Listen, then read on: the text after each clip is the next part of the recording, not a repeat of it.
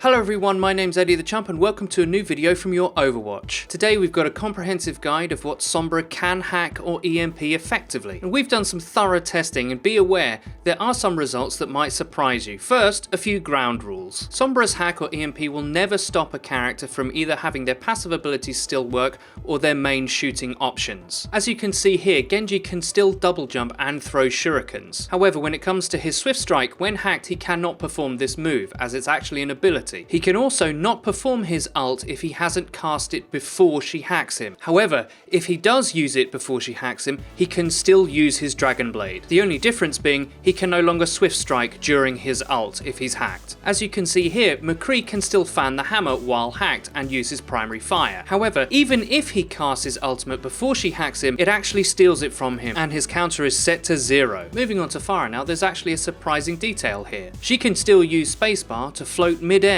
and that's because it counts as her passive. Being hacked mid-air and falling to her death might have been deemed a little bit overpowered. However, if she even attempts to use her air boost ability, she can be hacked midway through and have it completely stopped. The same is true for Barrage, which can be hacked midway through. As we see, Reaper here cannot be targeted during his Wraith form. He can be hacked mid-teleport though, and without the evasive options available to him, he could be in trouble. It's a similar case with his ultimate to McCree and Farah. However, a well-timed Zarya bubble will leave him unable to be hacked. On to Zenyatta now, and here's where things really get interesting. First of all, Discord behaviour. If Zenyatta puts a Discord on a target before being hacked, it will actually remain with them, and in Sombra's case, even if she's invisible. However, he can't use this to track her, it's just that the effect is never removed from her. An interesting thing to note is that while she's invisible, Sombra can actually take objectives and contest them. I'm not sure how that's going to affect the game in the real world, but it is an interesting thing to note. Another thing that's interesting is that during his Transcendence, Zenyatta is completely immune to being hacked or EMP'd. Normally Sombra's EMP removes all barriers and shields, and that includes blue health on characters like Zenyatta or Symmetra. However, there are a few exceptions, and Zenyatta's ultimate is one of those.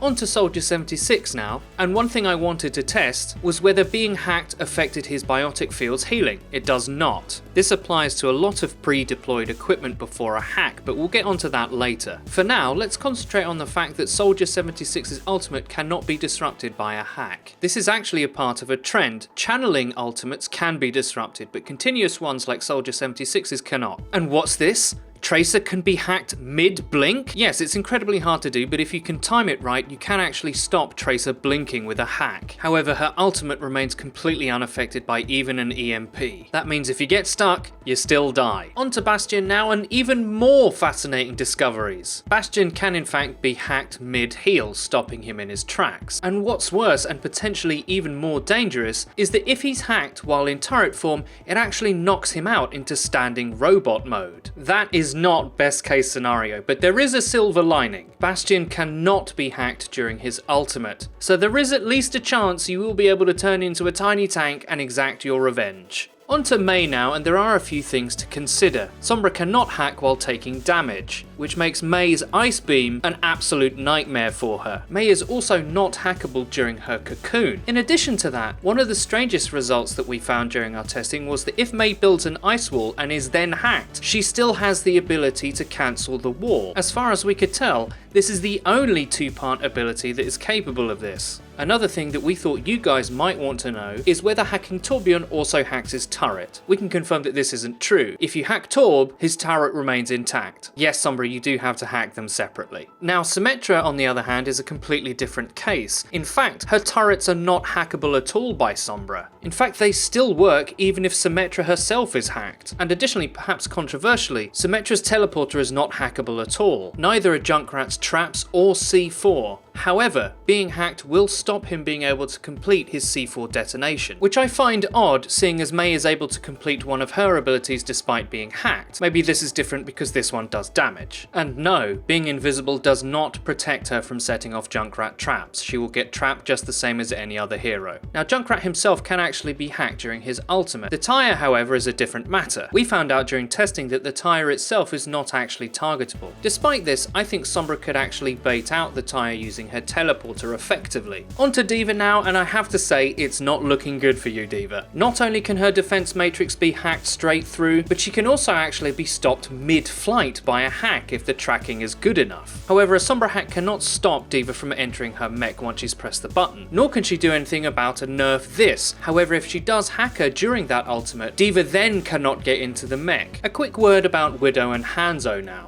If Widow calls in her ultimate before a hack or an EMP, those abilities will have no effect upon her ultimate. She'll still be able to see Sombra through walls. Hanzo's recon arrow is only capable of seeing an invisible Sombra through a wall, whereas Widow's ultimate can see her straight in front of her face. Onto Reinhardt now, and Sombra can hack Reinhardt's shield with ease. In fact, she can hack him mid-charge too, stopping him in his tracks. Zarya is a hero that had some unexpected results. The first being that a hack does not remove her shields, but an EMP does. That is, of course, unless she has a bubble on her. In that context, her bubble will be destroyed, she will get charge, but her shields will remain intact. A Winston bubble, however, does not protect her. The Winston bubble will be destroyed, and so will her shields. This is the same sort of thing that we saw with the Zenyatta ult earlier. One thing that I really did want to test was to see whether a hack could stop an already thrown Roadhog hook. And as you can see here, it doesn't. If you're Sombra in that situation, you're just going to have to deal with that. Onto Lucio now, and the first thing to realise is that if you're hacked, you cannot switch between speed or healing modes. If you manage to get Drop the Beat off, a hack post-ultimate will not remove the barrier. It's not all good news though, as a hack can actually disrupt you casting the ultimate, and it just gets worse from there. An EMP post-ultimate will destroy all the barriers from Drop the Beat, and just in case you were wondering,